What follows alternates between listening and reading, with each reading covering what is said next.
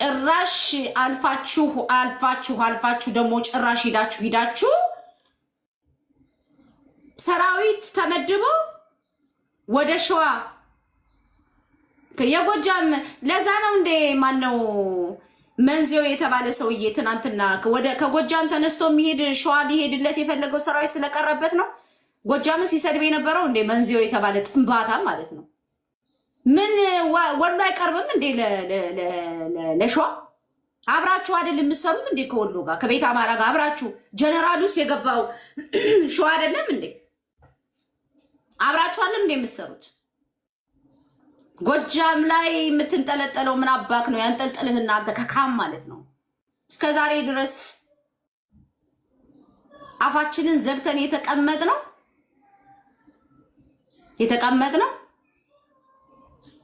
ለአማራው አንድነት ስንል ሁሉን ነገር እኛ ወጠን ተናግረን እንዴት ይሆናል በሚል ነበረ ዝም ያልነው ማለት ነው። ጭራሽ ብለህ ዘመነ ራሱ ተናግሯል እኮ ስሙት፣ አዳምጡት፣ ልክፈትላችሁ። እኔ እንዴት አይነት ጥንባታሞች እንዴት አይነት እንደናንተ አይነት ደከከናም ማለት ነው እንደናንተ አይነት ሽንታም ማለት ማሳካት ነው። አንዴ ጀነራል ይሰድባሉ፣ አንዴ አመራር ፋኖ አመራር ይሰደባሉ። ይሄ ነው ግልጽ አካሄድ እየተሄደ ያለው። ስለዚህ ይሄ ከመሪዎቻቸው ከራሳቸው መሪዎች የወጣ ድምፅ ነው እና እዚህ ያለው ግልጽ ተውት። ይሄንን እንተው ብንል የትክክለኛ የነ ስሜንህና የነ ተሰማን ሪከርድ መስማት ግድ ይላል።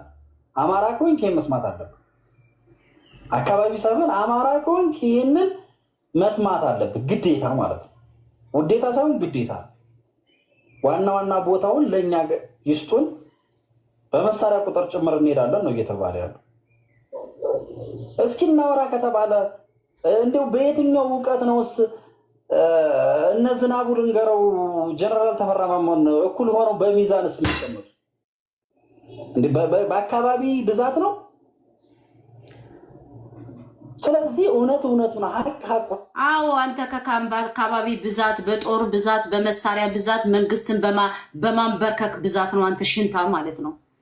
አንተ ሽንታ ይዞ መገኘት እኮ ነው። አንተ ካካ ይዘህ ካልተገኘ ምን ማን አባ ስምህን ራሱ ይጠራዋል? ይዘህ ካልተገኘ በመሳሪያ ብዛት ነው። የታባ ካምታ ብትባል የታባክ ታመጣዋለህ? አንተ ደከከና የሰራ እኮ ነው የገደለ ጀግና እኮ ነው። መሳሪያንም ምንም የሚይዘው አንተ ሽንታ፣ አንተ ደከከና ማለት ነው። እና እርጉም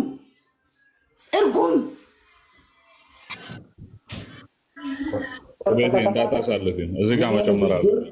በስነ ስርዓት አቆሚ። እሱ ጋር እንዳታ አሪፍ ነው። ጥሩ አመጣጥ ነው የመጡት። እኔ በዚህ መልክ እንዲመጡ እፈልጋለሁ። አንድ ነገር ግን እወቁ፣ በብዛት ብቻ አይደለም።